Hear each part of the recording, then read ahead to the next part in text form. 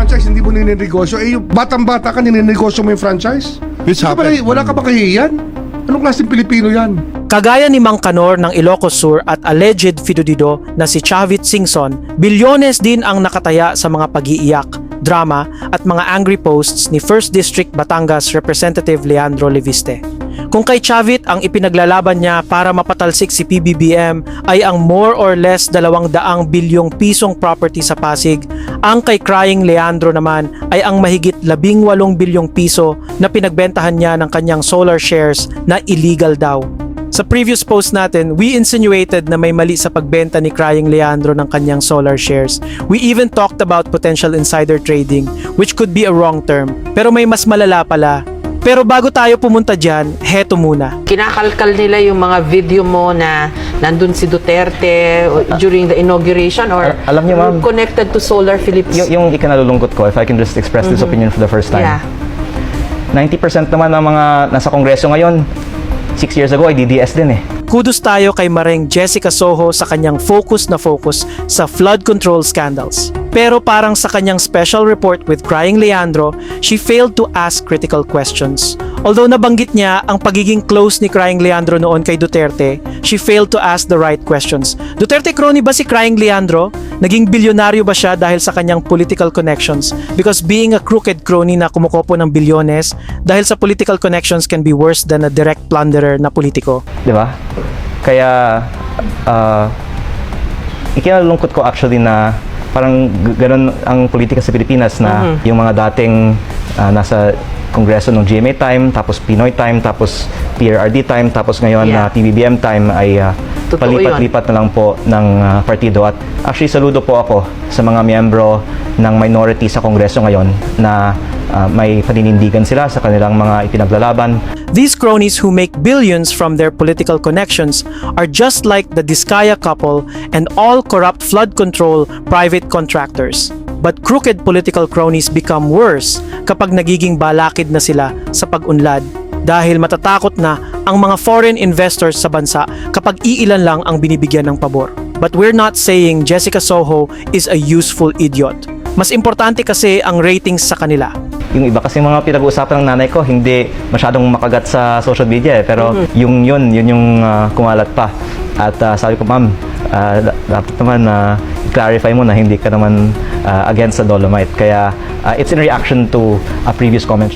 That is why, kagaya ni Chavit, gustong mapatalsik ni Crying Leandro si PBBM para pumalit ang kanilang manok na si Sara. Parang mga investor ang mga to nakikita ng daan-daang bilyones kapag nanalo ang manok nila. And they're exploiting o nakikiride lang sila sa flood control scandal na alam naman nating walang ginawa si Digongyo noon para iresolba. Puro dada o yabang lang si Digongyo. Ang DPWH, ang racket dyan is yung ghost project. So walang delivery ghost project. Marami yan. Karamihan yan, it's the regional director. Ipapalabas nila na may project ito, but wala. So the best way is to conduct an audit of those projects. Pero eto ang pinakamalaking problema ni Crying Leandro. Ang illegal di umano niyang pagbenta ng kanyang 18 bilyong piso solar shares na walang approval ng Congress. At ayon mismo ito kay Ombudsman Boying Remulla. Alam ni Crying Leandro na without Duterte in power, kailangan na niyang magbenta bago pa bumaba ang presyo o malugi ang kanyang kumpanya. Kagaya ng nangyari sa ilang Duterte cronies na nawalan ng bilyones after Digongyo's term. Panoorin.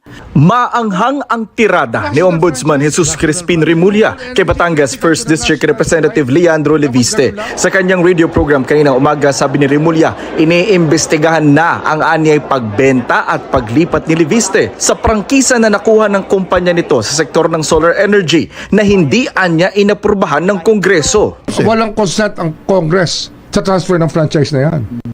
Critical yan. National franchise. National franchise Renewable energy, critical to the national life. Tapos ganun lang. Na-flip. Bebenta mo, flip mo lang. Na-flip. Nanay mo pa, senador? Noong 2019, nakakuha sa Kongreso ng 25-year franchise ang solar company na pag-aari ni Leviste, anak ng nakaupo noong si Senador Loren Legarda. Nitong 2025, ibinenta ni Leviste sa isang power firm ang malaking bahagi ng kanyang shares ng kumpanya na nagkakahalaga ng 18.26 billion pesos. Ayon sa Section 18 ng Republic Act No. 11357, ang batas na nagbigay ng prangkisa sa solar company ni Leviste, hindi maaaring ibenta ang kumpanya o ang controlling interest dito nang walang approval ng Kongreso. Sabi ni Remulla, mas mabigat ang issue sa prangkisa ni Leviste kaysa hawak nitong tinatawag na Cabral Files na listahan umano ng mga pinondohan ng DPWH sa mga congressional district mula 2023 hanggang 2025 na nakuha raw ni Leviste sa opisina ni yumaong dating DPWH Undersecretary Cathy Cabral. Ilabas niya, subukan niya ilabas niya. Pag Tingnan may natin kung dokumento, sa pag merong pupulutin, backup. The document he got when Cabral was alive is not the same document as when she is dead already because there's nobody to authenticate it. This is Congressman irrelevant na yun. Irrelevant na yun. Irrelevant na yun. Sinong tatayo doon? Unless he has other evidence to show that everything there is gospel truth. Hiningan na namin ng komento rito si Leviste pero wala pa siyang tugon.